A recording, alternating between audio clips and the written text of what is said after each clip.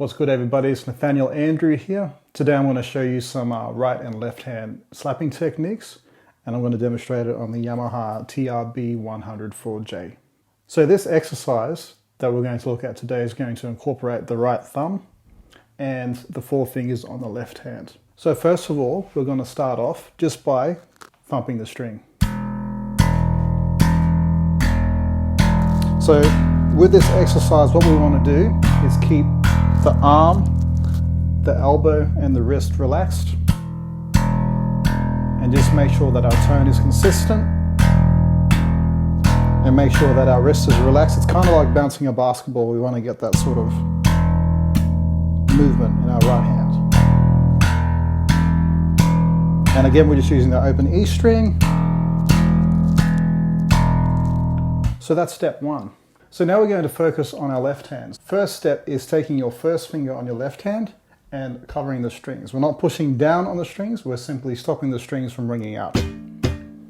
Next, with the remaining fingers, we're going to practice slapping the strings onto the neck of the bass. The first finger again is not pushing down on the strings, it's just covering the strings. The remaining fingers are slapping the neck of the bass. So the next step, what we're going to do is use our right thumb and our left hand together to make rhythms. So first of all, our first finger on our left hand again is just covering the strings. There's no ring. And we're going to use the thumb again to thump the string. And then our left hand fingers to slap the string. So the rhythm will be this. Right hand, left hand, right hand, left hand. So a good way to practice this is to chuck on a metronome or drum machine and just practice making sure that we've got that coordination between the right hand and the left hand going.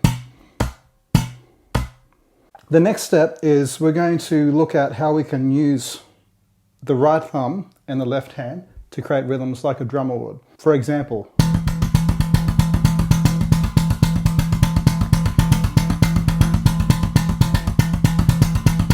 for the next step, we're going to play a note and we're going to incorporate that rhythm from the right hand and that left hand slap. We're going to play the note, which I'm playing just the A note on the 5th fret of the E string, and I'm going to play that with my thumb. So, idea is play the note and then slap. And so after you practice that a couple of times with the metronome,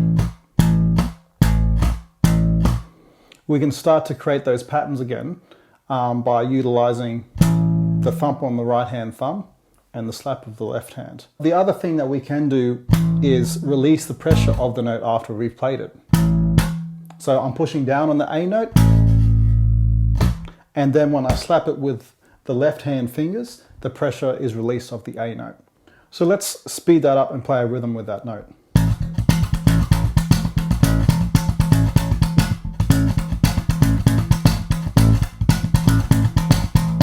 So in summary, we're going to slap with the right thumb. Our first finger on our left hand is muting the strings, and the remaining fingers slap the fretboard. Or with the note. And you can mix those up to create some cool rhythms. You can take this approach also and apply it to open strings. So in this example, what we've done is we're still applying the rule of the first finger to mute the strings, but I've moved the first finger down so that it mutes the 3 bottom strings, and then the E string at the top is open. So I can still slap with my remaining fingers on my left hand to create that rhythm. And again, if we were to create a pattern, we could create something like this.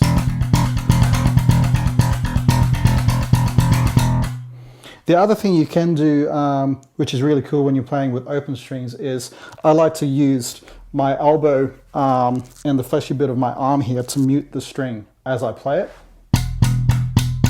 Similar to like a palm muting technique on a guitar. So then when I do that, I can combine the techniques and I've got that muted sound of the string.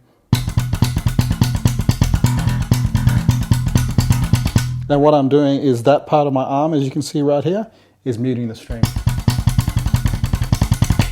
right? And that's it. That's how you can create some funky sort of rhythmic ideas with just the thumb and the left hand slap. You can also incorporate the use of double thumbing technique and popping the strings with the first and second fingers into those rhythmic exercises as well. And you can create some cool rhythms. For example,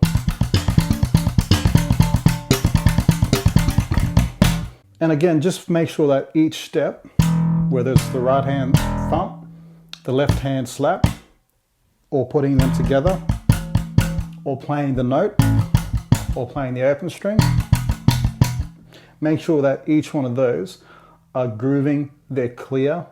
Otherwise, when you speed it up, you're going to lose it and it's going to sound like a jumbled mess. Thanks for your time and thanks for listening, everybody. I hope this technique that we've went through today will help you to create some new ideas, explore some new musical paths, and happy thumping.